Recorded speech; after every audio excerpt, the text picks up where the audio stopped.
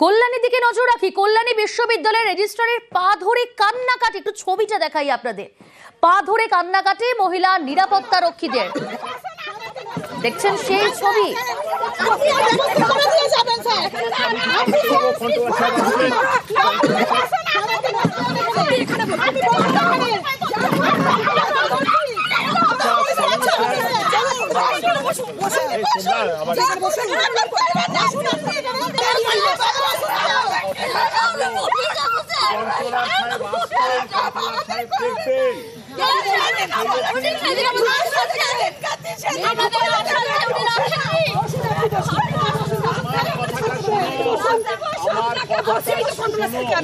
Controller সাহেব আসছে,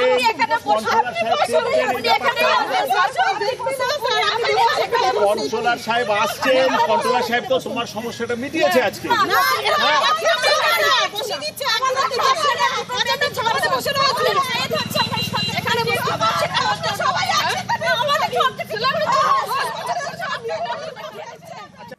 সেই ছবি আপনারা দেখলেন যে কল্যাণী বিশ্ববিদ্যালয়ের রেজিস্ট্রারের পা ধরে কান্নাকাটি করছেন মহিলা নিরাপত্তা রক্ষীরা। কিন্তু কেন, কারণ কি?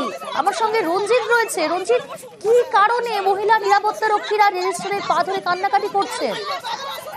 কল্যাণী বিশ্ববিদ্যালয়ে দেখো, যে সমস্ত নিরাপত্তা রক্ষীরা কাজ করে তারা প্রত্যেকেই সিকিউরিটি এজেন্সির মাধ্যমে নিয়োগ হয়েছে।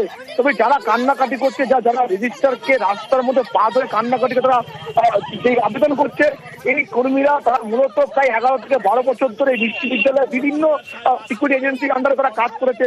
নতুন করে তাদের যেটা অভিযোগ রয়েছে যে বর্তমান যে সিকিউরিটি এজেন্সি রয়েছে সেই এজেন্সি তাদেরকে কাজের দিন সংখ্যা কমিয়ে দিচ্ছে, সেই 26 দিন ডিউটি করতে এবং অতিরিক্ত ওভারটাইম করে তারা তাদের যে মাইনা সে টাকা অতিরিক্ত তুলতো। কিন্তু নতুন করে এজেন্সি তাদেরকে ডিউটি কম দিচ্ছে এবং বারবার তারা বিশ্ববিদ্যালয় কর্তৃপক্ষকে জানানোর পরেও কোনো রকম ব্যবস্থা নেয়নি এবং সিকিউরিটি এজেন্সি নতুন করে নিয়োগ পর্যন্ত করছে।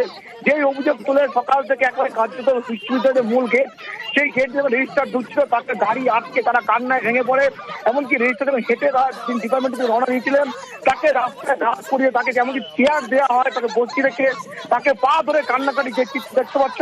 এবং তাদের যে অভিযোগ রয়েছে বারবার জানানোর পরেও বিশ্ববিদ্যালয় কর্তৃপক্ষ নিরাপত্তা যে সংস্থা রয়েছে তারা কোনো ব্যবস্থা নেয়নি। আমাদের অভিযোগ এটাই যে আমরা 14 সালে রতনলাল হাগলু আমাদের লেডিস প্রথম আমরা জয়েন করি, এত এজেন্সি এসছে কখনো আমাদেরকে বসিয়ে ডিউটি দেওয়া হয়নি। আমরা আমাদের প্রাপ্যটা পেয়েছি। বলছেন সমাধান হবে, কিন্তু ডিপার্টমেন্টে গিয়ে কিন্তু আমরা সেটা শুনবো না, কারণ আমরা এর আগেও গেছি। রাতারাতি 7-7টা মেয়ে এসে গেল, আমাদেরকে বসিয়ে দিল।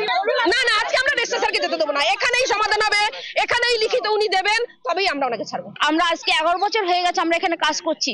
কাজ করে যতবারই যত এজেন্সি আসুক না কেন আমাদের কোনো চেঞ্জ নেই। আমরা যেরকম ডিউটি পেতাম সেরকমই পাচ্ছিলাম, কিন্তু এই এজেন্সি আসার পরে আমাদেরকে মানে পোস্ট থেকে আসার সাথে বলছে আপনার কালকে ডিউটি নেই, আপনাদের নাইট ডিউটি নেই, আপনারা চলে যান। রেজিস্ট্রার স্যার বলছে তোমরা ঘরে আসো, আমরা তখন মেটাবো, কিন্তু উনি ঘরে গিয়ে কিছু করবে না, আমাদেরকে উল্টো বুঝিয়ে দিয়ে তখন বলবে তোমরা পোস্টে চলে যাও।